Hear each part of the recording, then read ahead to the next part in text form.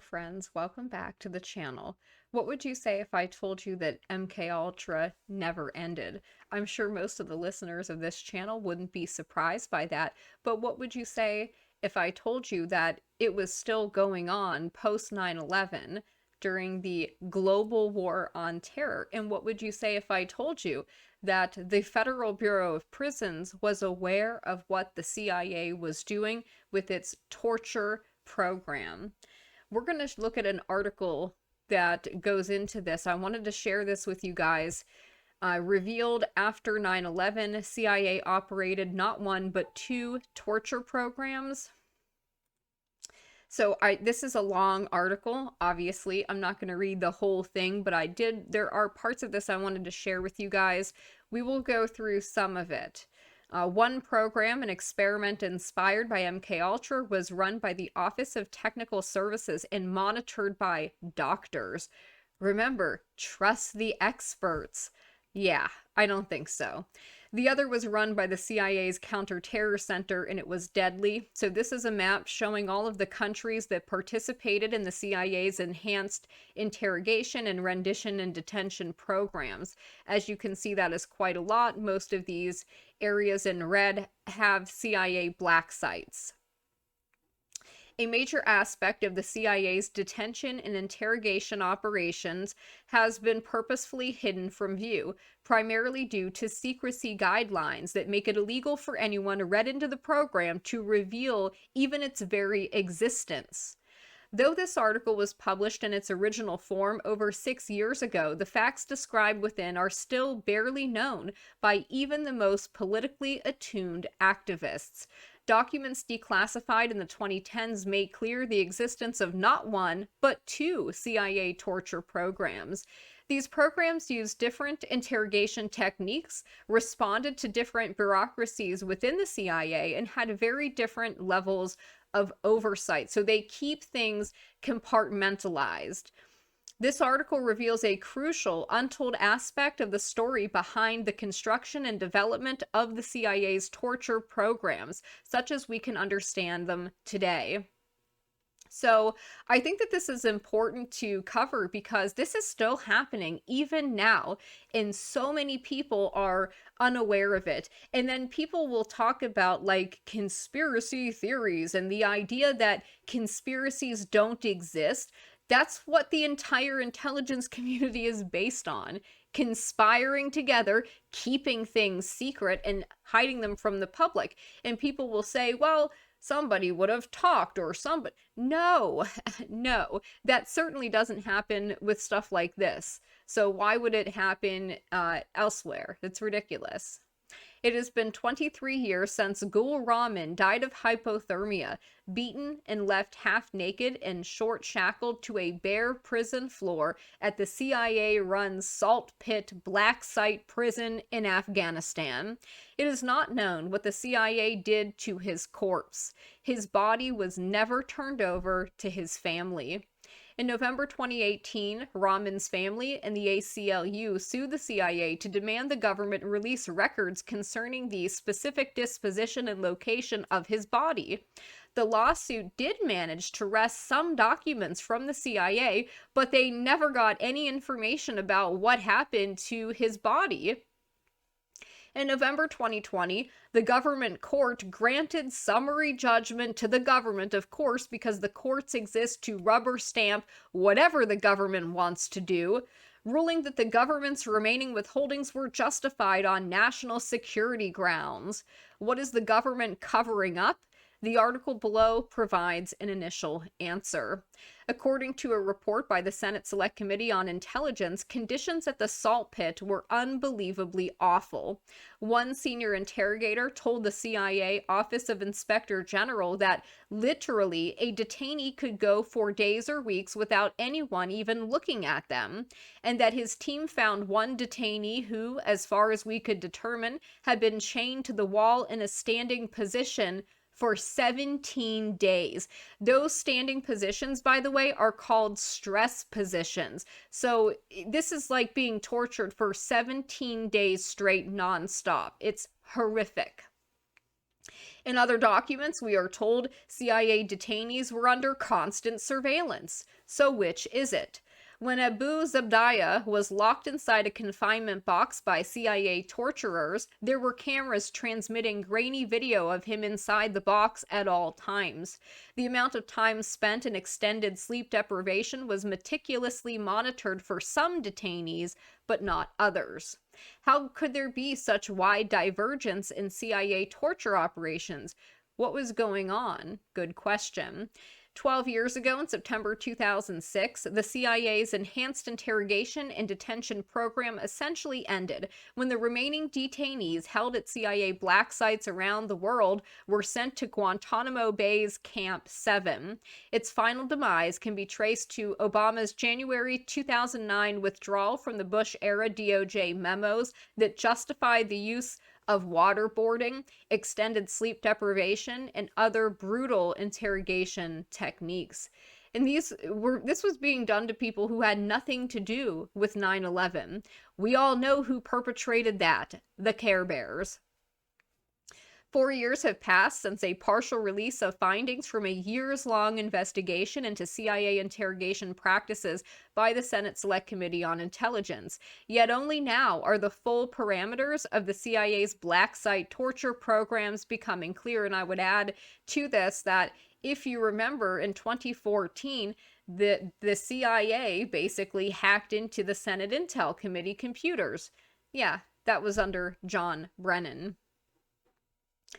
A November 2018 ACLU document release of a 90-page memoir by the chief of the CIA's Office of Medical Services revealed that there were actually 2 torture and interrogation programs that were run by the CIA. Not one report on that release mentioned the revelation about these 2 programs, and none have commented on the importance given in this document to the actions of the CIA's Office of Technical Services in relation to the torture program. The OMS document is a devastating look into the mind and conscience, or lack thereof, of the CIA doctors and psychologists who helped conduct the torture program. Again, doctors and psychologists who take an oath to first do no harm are participating in human experimentation and torture programs. It is disgusting. It is shameful. The memoir is remarkably self-serving, and yet it's also revealing, providing us the clearest view yet of the true parameters of the CIA's use of torture during the Bush administration.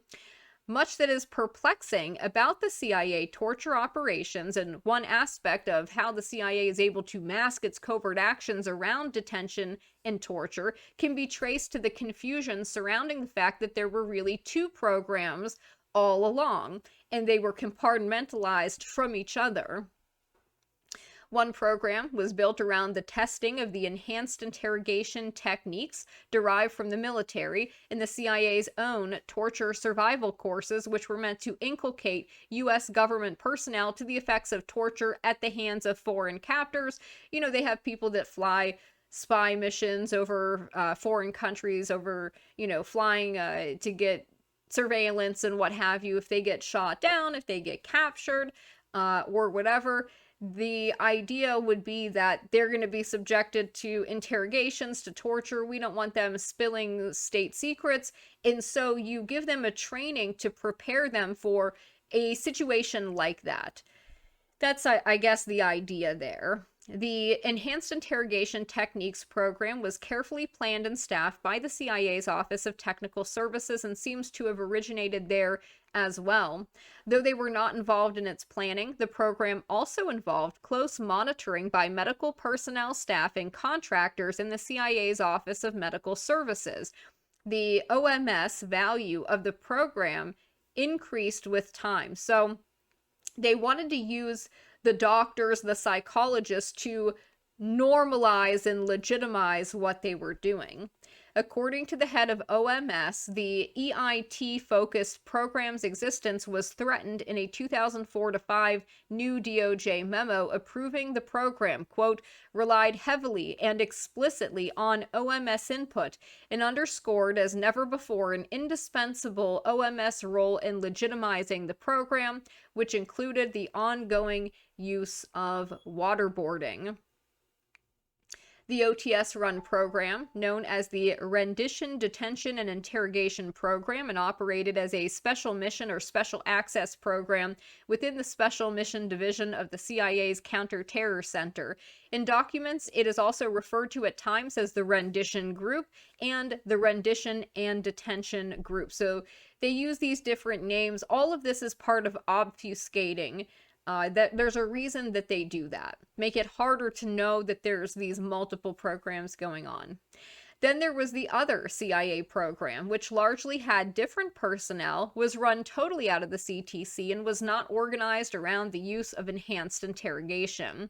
We will examine first the special mission portion of the CIA torture and detention program. Later, we will look more closely at the other CTC detention and torture program. Both utilized renditions, that's kidnapping somebody, and had some kind of connection with foreign intelligence services. The origins of the RDI, Rendition, Detention, Interrogation Program, apparently lie within the CIA's Office of Technical Services. This is the division that creates the kind of James Bond-esque gadgets that they have. They do forgeries, secret writing, they make assassination devices. That's the Office of Technical Services. According to the SSCI report on CIA interrogation, it was OTS that, in April 2002, cabled the CIA interrogation group holding Abu Zabdiyah, considered the CIA's first captured high-value T, regarding its new proposed interrogation strategy. Even earlier, OTS commissioned Dr. James Mitchell to write a monograph on al-Qaeda resistance to interrogation techniques. From a larger perspective, it is worth noting that according to one declassified CIA document, in general, OTS receives its orders through higher echelons, so like the office of the director or deputy director for operations. And these programs have their origins in MKUltra. The Office of Technical Services in the CIA is known for administering the infamous MKUltra program some decades ago. This fact did not go unremarked by the CIA's Office of Medical Services chief. According to their narrative, OTS contained a group of, quote, operationally oriented psychologists whose interests in interrogation extend back almost 50 years. Newsflash, if you're seeing a psychologist or a psychiatrist, you might want to end that immediately. They're probably working for the CIA. Or they're probably just as mentally damaged as these people. While speculative, the 2002 incarnation of this group was possibly the Operational Assessments Division at OTS under CIA psychologist Kirk Hubbard.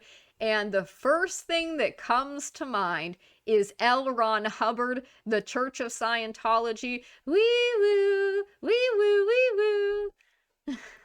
The truth is out there. Trust no one. Listen, this is weird. The whole thing is disturbing. Do do do do do do do do do do. Hubbard has been linked a number of times to CIA contract psychologist James Mitchell and Dr. Bruce Jessen, who have themselves been linked to the construction of the Enhanced Interrogation Techniques program, although they certainly weren't alone in creating it. The OMS chief explained, the antecedents of this unit had overseen much of the MKUltra interrogation research in the 50s and 60s, published still relevant classified papers on the merits of various interrogation techniques. Sidebar, I would love to get my hands on those documents. If you have access to them, please, give some to your girl. Give me some copies. It's fine.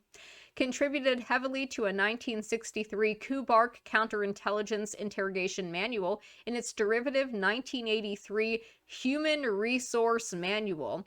Assisted directly in the early interrogations and with OMS, provided instruction in the agency's risk of capture training. So they created this interrogation manual and called it a Human Resource Manual. Think about that. It's a bit weird, isn't it? The agency interest in interrogation had begun very early and continued into the early 80s, but was not a direct antecedent of the 2002 CTC approach, which came directly from Jessen and Mitchell's SERE experience.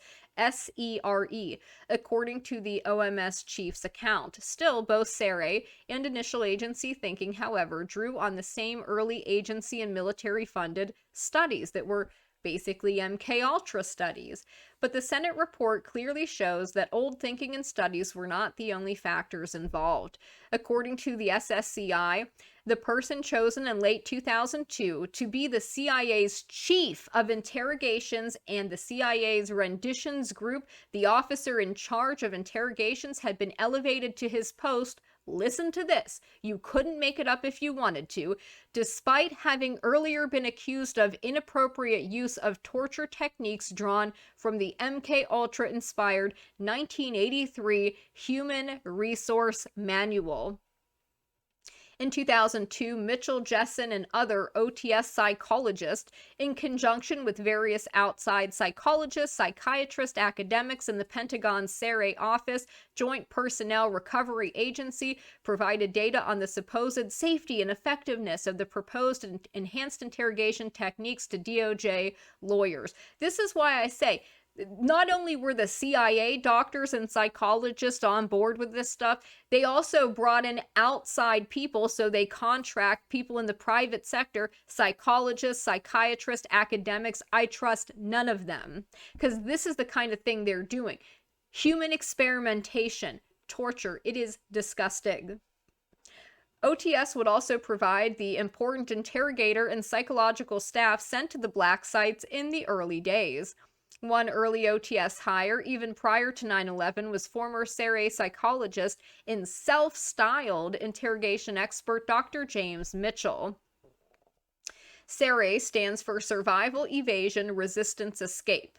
The military's SERE program, under various names, goes back to the 40s, born out of the need to train pilots involved in secret operations against the Soviet Union that involved numerous covert flights over Soviet territory.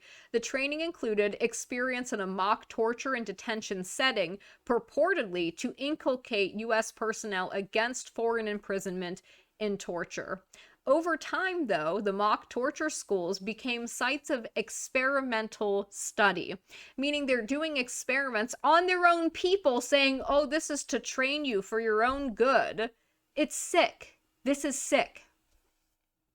In addition, the CIA, it turns out, also ran its own separate version of SERE, though little is known about its operations.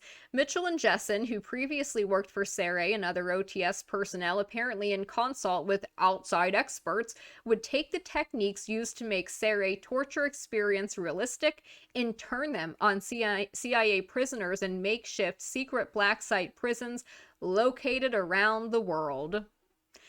The CIA's RDI, Rendition, Detention, Interrogation Program, was also referred to at other times in various documents as the Rendition Group, the Rendition and Detention Group, or more simply, Special Mission Interrogation, as the operation was run under the authority of the Special Mission Division of the CIA's Counter-Terror Center.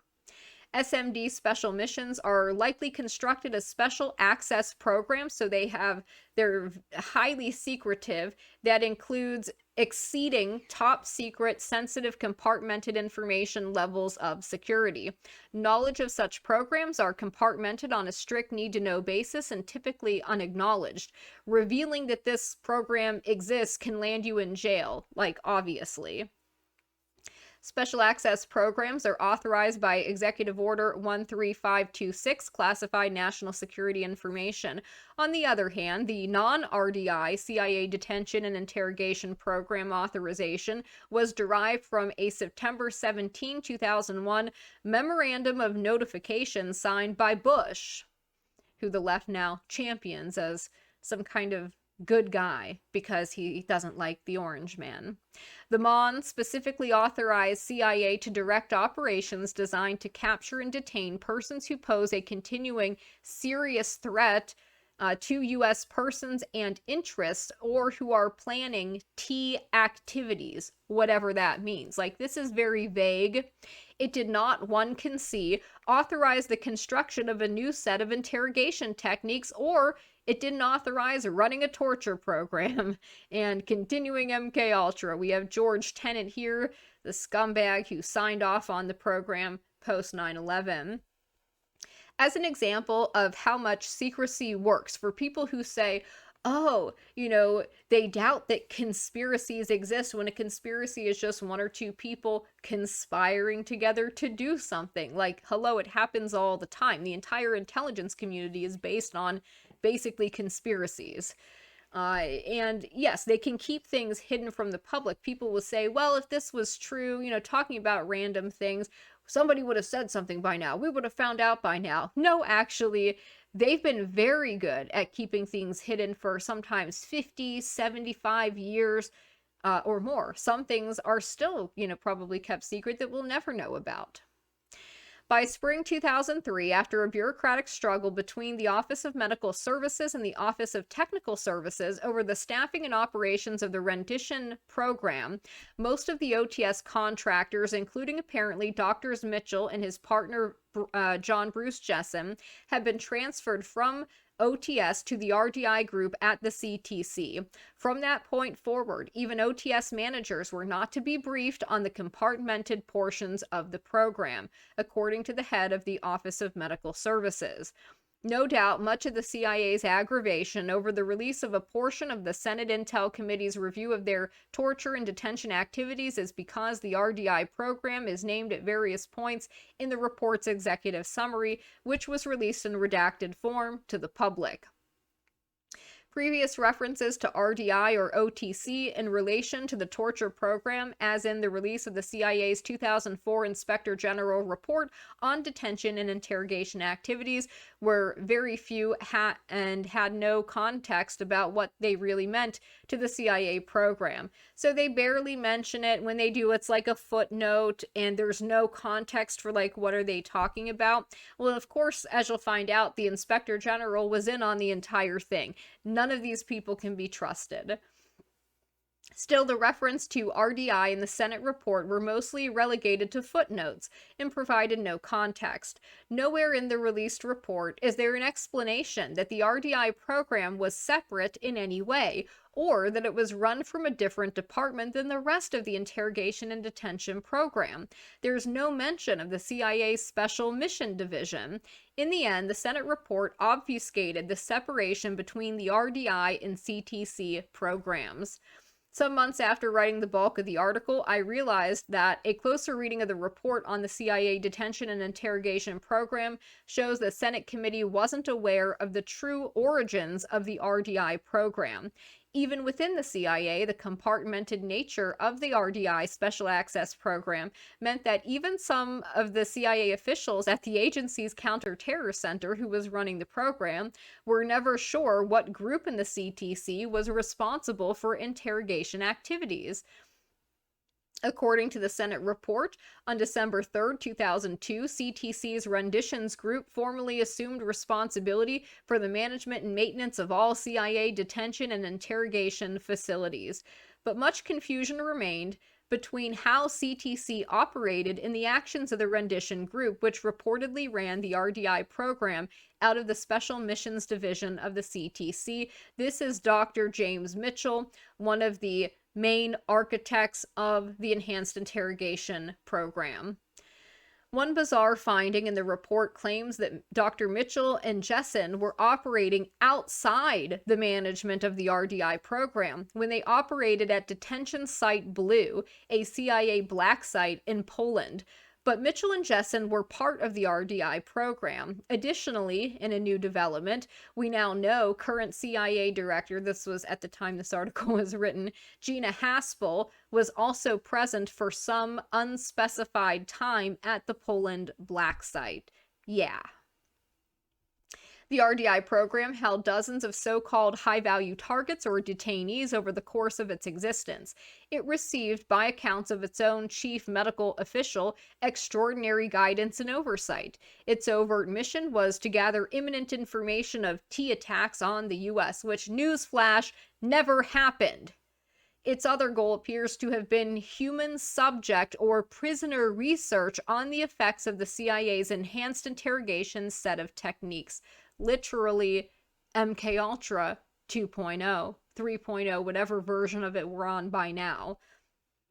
Surprisingly, some of the pressure to conduct experiments on the effectiveness of the individual techniques like waterboarding actually came from the CIA's top officials and Bush administration officials, including the CIA's own Inspector General John Helgerson, as well as members of Congress. This is why you never trust an inspector general. There is no difference between them and the people they're supposed to be investigating.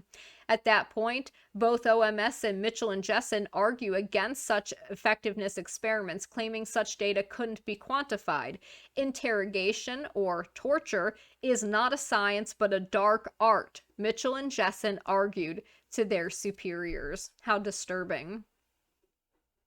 The CIA's other torture program was known by differing names: Counter-Terror Detention and Interrogation Activities, CDIA program, or the CTC program, or as the Senate Select Committee on Intelligence called it, simply the CIA Detention and Interrogation Program.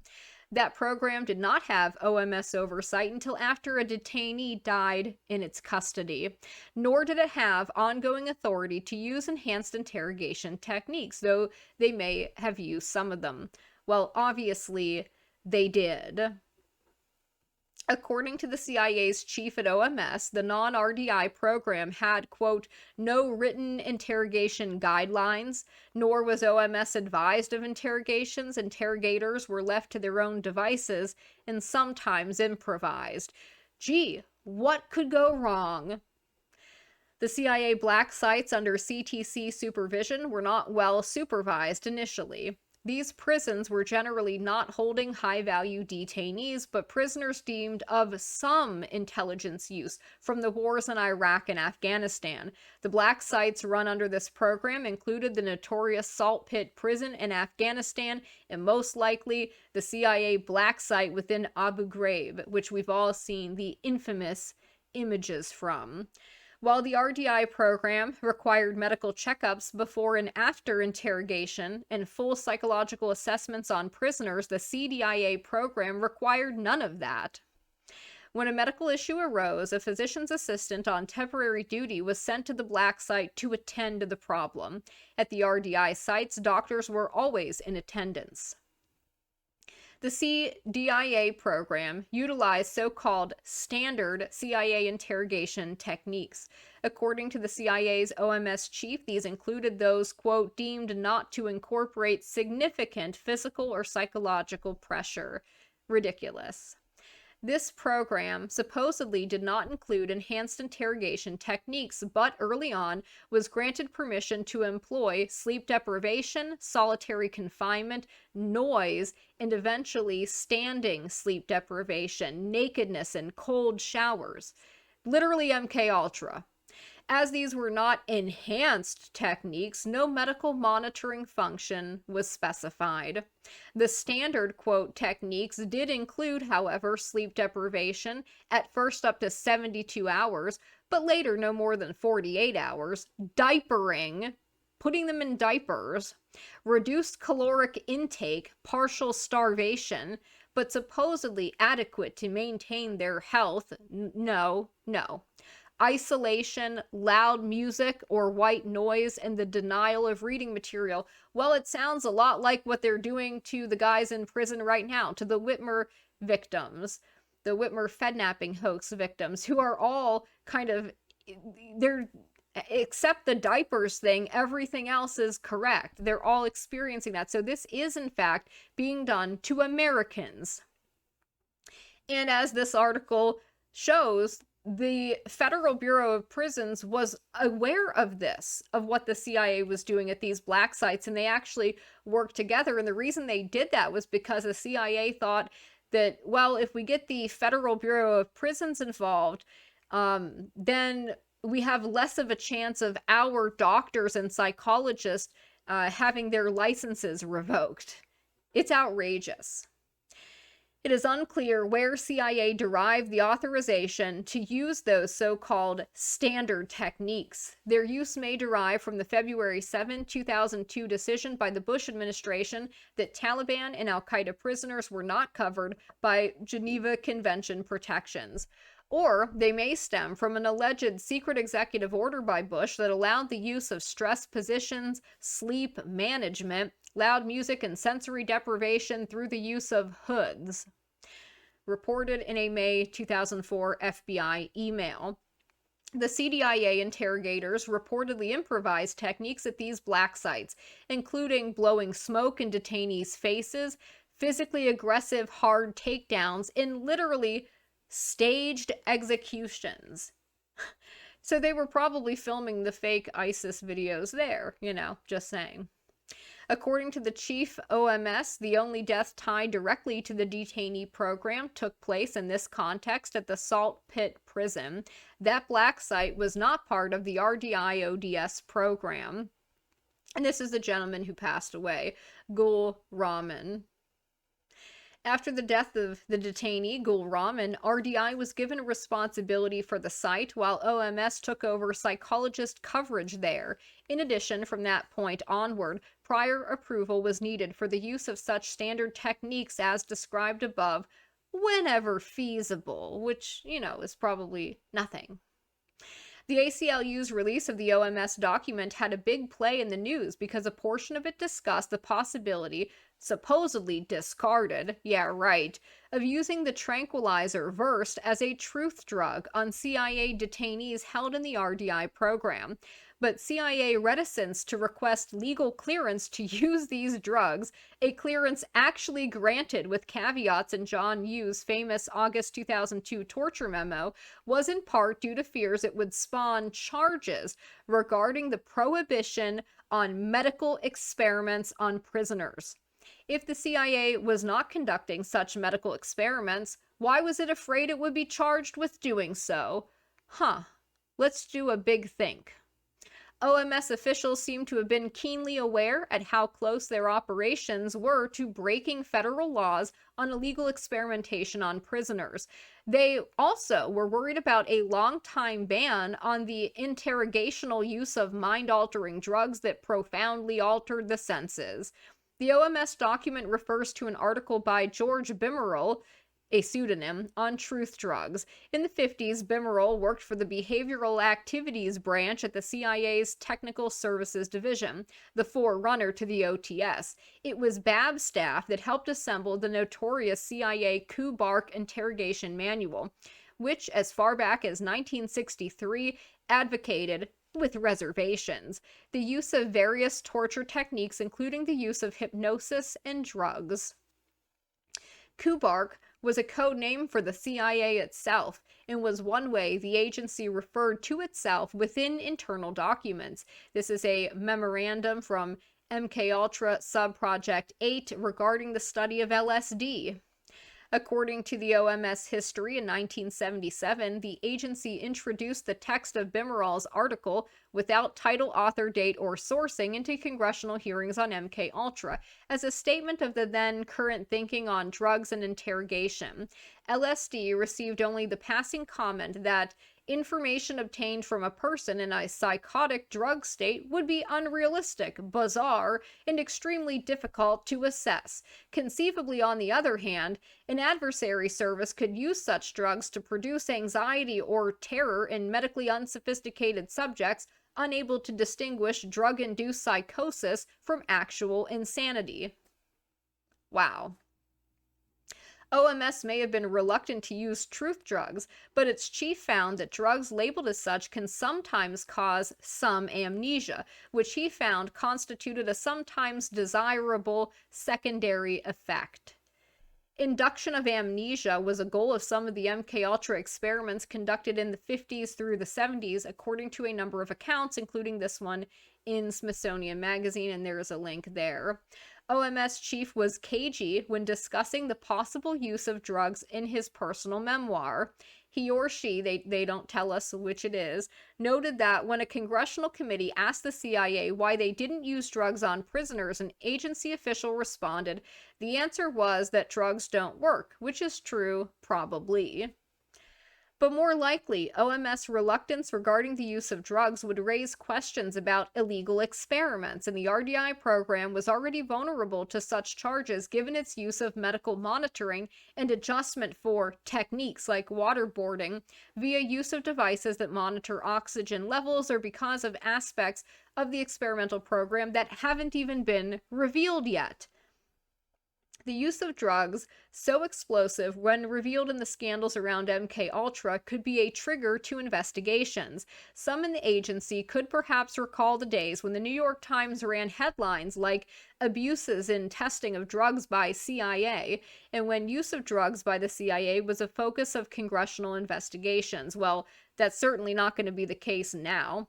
All in all, the controversies around the CIA's use of truth drugs deserve greater examination. In a recent article, I discussed the history of the intelligence service's search for a truth serum originating in a secret World War II OSS precursor to the CIA program, operating under the umbrella of the Manhattan Program. The doctor in charge of OSS research, Winifred Overholster, was later hired by the Warren Commission to consult on the details of the lives of Lee Harvey Oswald and Jack Rubenstein. We do know that the CIA certainly used drugs that were not standard truth drugs to facilitate their enhanced interrogations, a fact that has been ignored in both mainstream media and NGO accounts about the CIA's operations. For instance, OMS doctors administered blood-thinning drugs to prolong detainees' ability to physically tolerate stress positions used in standing sleep deprivation without seriously causing damage from tissue edema. This is sick. They may also have administered anti-malarial drugs and other drugs because of the disorienting and incapacitating effects these drugs can sometimes produce. While the chief of the OMS wrote that OMS scrupulously avoided involuntarily medicating detainees in the RDI program, that doesn't mean OTS interrogators did not utilize drugs, or that drugs weren't administered outside of the program. Besides the musings about truth drugs and other revelations, in the release of the OMS chief's memoir concerned ongoing collaboration, this is very important, between the U.S. Federal Bureau of Prisons and the CIA on the operations of the latter's secret black site detention program. According to an OMS account, the CIA saw their collaboration with the Bureau of Prisons as a possible defense for any CIA OMS doctors or psychologists brought up on ethics charges at state licensing boards. If a licensing board moved against any CIA medical personnel, Bureau of Prisons policy and medical personnel would be similarly implicated. Well, they're doing similar things. This is the guy, by the way, the CIA Inspector General, who was literally part of the torture program. Anxiety over being charged with federal laws regarding experiments on prisoners arose again when CIA Inspector General pressured OMS to conduct effectiveness studies on each interrogation technique and environmental deprivation. According to the OMS document in May 2004, the CIA Inspector General, quote, noting the uncertainty about the effectiveness and necessity of individual enhanced interrogation techniques, formally recommended that the Deputy Director of Operations, together with OMS, DS&T, Department of Science and Technology, and Office of General Counsel, conduct a review of the effectiveness of each of the authorized enhanced interrogation techniques and make a determination regarding the necessity for the continued use of each, including the required scope and duration of the techniques. Outside representation was to be included on the review team. OMS complained they did not have sufficient outcome data to make the assessment, and that were the data provided, there needed to be some written assurance that a study of this sort would not violate federal law against experimenting on prisoners. Of all people, James Mitchell and Bruce Jessen came to OMS's defense, arguing it was impossible to quantify effectiveness in the way the CIA IG wanted. They saw interrogation as an art more than a science. Of course, others would see their version of interrogation as torture. In this process, they wrote, a single physical interrogation technique is almost never employed in isolation from other techniques and influence strategies, many of which are not coercive. BS. Rather, multiple techniques are deliberately orchestrated and sequenced as a means for inducing an unwilling detainee to actively seek a solution to his current predicament. Half of these people they literally just grabbed off the street. I'm not making that up. One of the guys held in Guantanamo has sued with that story. He's got a wife and kid at home. He hasn't seen them in years. They've held these people without trial for 20 plus years. Why do you think that is? None of the perpetrators of 9/11 will ever be brought to justice. We never had a trial about that. Think about that. 3,000 people died, and yet nothing happens. Oh, we're going to blame it on some guy that was living in a cave. That Bill Cooper, by the way, the great Bill Cooper, predicted that would happen. Instead, the chief of OMS, who indicated there were only 29 enhanced interrogation technique cases up to that point, maintained that an effectiveness analysis could be considered a matter of quality control rather than human subject research. While such analysis would be rather limited, nonetheless, insights were considered likely to emerge. In other words, hypotheses about effectiveness were to be established and proved or disproved. The effectiveness research, labeled quality control, would have amounted to an illegal program of human experimentation, and OMS was acutely aware they were crossing or about to cross a very serious line. Adhering to the fig leaf of quality control, RDI proposed in early 2005 that an internal review be undertaken by a small team composed of a senior person from the CTC, the recently retired medical services, and possibly a psychiatrist. But this small team was never assembled. Instead, the CIA Inspector General dropped the idea of a blue ribbon review and proposed an entirely outside panel that would examine the effectiveness of the EITs. This aspect of the story was reported in 2009, in most of its particulars by Greg Miller at the LA Times. What Miller didn't know or understand was that the question of judging effectiveness of the program immediately raised ethical issues around research on prisoners. Scumbag. Two outsiders, Gardner Peckham, an advisor to former House of Representatives Speaker Newt Gingrich, and John Humphrey, Deputy Defense Secretary in the Clinton administration and President and CEO of the important Washington think tank Center for Strategic and International Studies, were picked for the job. According to the OMS document, both Peckham and Hamry endorsed the rendition and detention program. Both found it difficult to assess techniques objectively. Peckham recommended keeping the waterboard. Hamry appeared to have a more nuanced position and wrote there is no independent basis to assess whether EITs, other than conditioning, sleep deprivation, dietary manipulation, are required, suggesting that the conditioning, like sleep deprivation, were typically sufficient. Hamry never referenced, at least in the documentation we have, that the enhanced interrogation technique of sleep deprivation included prisoner abuse far greater than withholding sleep.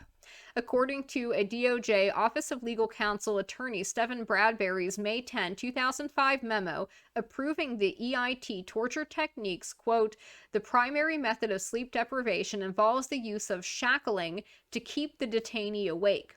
In this method, the detainee is standing and is handcuffed, and the handcuffs are attached by a length of chain to the ceiling. The detainee's hands are shackled in front of his body so that the detainee has approximately a 2 to 3 foot diameter of movement. The detainee's feet are shackled to a bolt in the floor. It's sickening. Meanwhile, a detainee subjected to extended sleep deprivation is kept naked, except for a diaper, put on a liquid diet, all of which is maintained for 70 to 180 hours, so 7.5 days.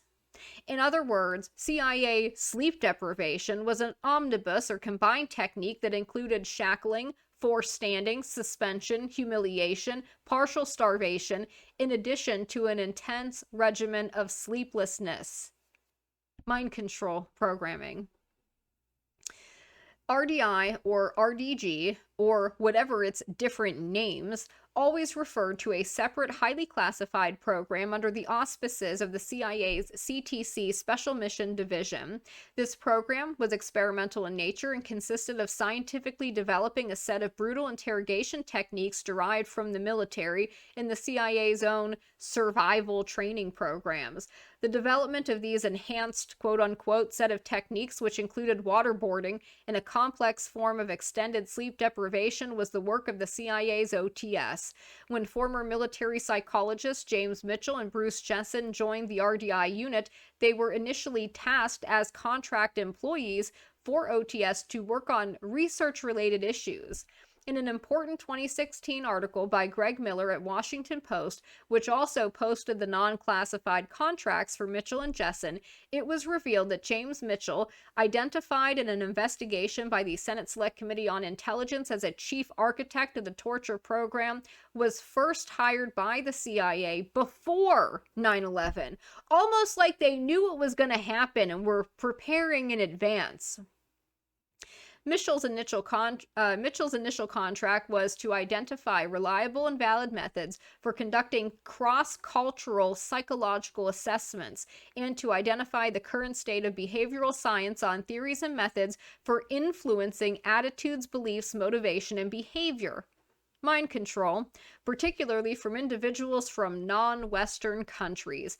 After 9/11, at latest, by December 2001, Mitchell's contract changed, and his job was now to guide his employer, the name of which was redacted in the document but was likely OTS or CDC/RDI, in shaping the future direction of sponsors' applied research efforts. Mitchell was also to provide consultation regarding applied research in high-risk operational settings, applying research methodology to meet mission goals and objectives for the OTS. What these mission goals and objectives were are unknown, but if revealed would bring us to the heart of the Office of Technical Services inspired enhanced interrogation torture program. Mitchell was also to conduct specified time-limited research projects as identified by his employer. As referenced in the SSCI report, Mitchell discussed his approach and his background in a memo from February 1st, 2003, Qualifications to Provide Special Mission Interrogation Consultation. Despite contentions by a number of observers in the Senate Intel Committee report that Mitchell had no interrogation training whatsoever, according to his document, he received training at JPRA SERE psychology conferences, including a multi-day course with a laboratory. By February 2003, he had more than 550 hours of experience interrogating or debriefing known Ts. The entire question of illegal research on war on terror detainees remains largely unaddressed in mainstream accounts on the torture scandal. In the past, I've documented discussions regarding research on detainees from a number of different sources, as published in my book, Cover Up at Guantanamo. Check it out if you haven't, by Jeffrey Kaye, Kaye. Some of these discussions among government-linked contractors involve the importance of being read into the classified research programs. The realization that the CIA program was actually two different, though associated programs, means that much of what we know or believe we know about CIA torture needs to be re-examined. For instance, how exactly did the use of rendition differ between these two programs, if it did at all? Was foreign intelligence programs or portions of them read into the RDI program and involved in any aspect of the calibration of these techniques? Or what about the fact that CIA Director Gina Haspel was tasked in 2002 to run a prison involved in the RDI program? Questions that should have been asked during her confirmation hearing about the illegal experimentation on prisoners was never asked. The most salient question is, why have two different programs at all? I think this question is open to far-reaching analysis, but I believe at least one functional aspect was to make it harder to determine what was going on within each of the programs. The many issues regarding illegal experimentation brought up by OMS personnel raised pressing questions about the nature of the entire operation. The conflation of the two different programs into one CIA program has served to obfuscate the experimental nature of the singular RDI program. In June 2017, Physicians for Human Rights published a report authored by Dr. Scott Allen demonstrating that the CIA's post 9/11 torture program constituted a regime of illegal human experimentation. The PHR report corroborates the argument as contained in this article that the CIA was involved in illegal experiments and knew that they were violating the law. The report also describes how the CIA violated strictures on experimentation. But the report fails to note the key role of OTS or RDI group, nor does it seem to understand that two bureaucratically separate programs were at work. It is one goal of this article to spur action by congressional investigators or other proper authorities regarding PHR's revelations about CIA's illegal human experimentation. There are many other questions. For instance, what did it mean that at times the two programs shared personnel, as when Mitchell and Jessen were involved in the interrogation of Gul Rahman at the Salt Pit prison? The supposedly more regulated aspects of the RDI program did not mean it was free of improvisations or excesses. Beyond the DOJ-approved interrogation and torture techniques, in particular, the OMS report comments on the brutal treatment of accused high-level detainee Abd al-Rahim al-Nashiri, the so-called mastermind of the bombing of the USS Cole. According to the chief of OMS, al-Nashiri was a target of early excesses by RDI staff, supposedly because his immaturity provoked them. As a result, at one point, an OMS physician assistant had to intervene in al-Nashiri's interrogation to prevent abuse. At other times, when the physician assistant and interrogation team were absent, a debriefer put him in a hood and threatened him with a gun and a drill. It just, it's insane. The OMS chief tersely noted of this interrogator, he was disciplined. The ramifications of the CIA having two torture programs needs to be addressed by all commentators. For instance, while the famous John Yoo and Stephen Bradbury torture memos are understood as having authored the Enhanced Interrogation or RDI program, the question remains as to who or what authorized the CTC program at non-RDI black sites. Did OLC authors understand that they were legitimating a highly covert and compartmentalized operation? So it's a very interesting question. In an upcoming article, we'll turn to the conflict that arose between OTS and OMS in the administration of the RDI program, how OMS contended with issues surrounding medical ethics, dual loyalties among medical personnel, and criticism of external activists about the Enhanced Interrogation program. Yeah, I think that this is very, very disturbing, very concerning, and I'm surprised that here we are in 2025 and nothing's being done about this. Nobody's talking about this. Like, it was a big deal when we learned about MKUltra the first time, but the fact that it's still going on even today, even in federal BOP prisons in America, on American citizens, it is just baffling to me.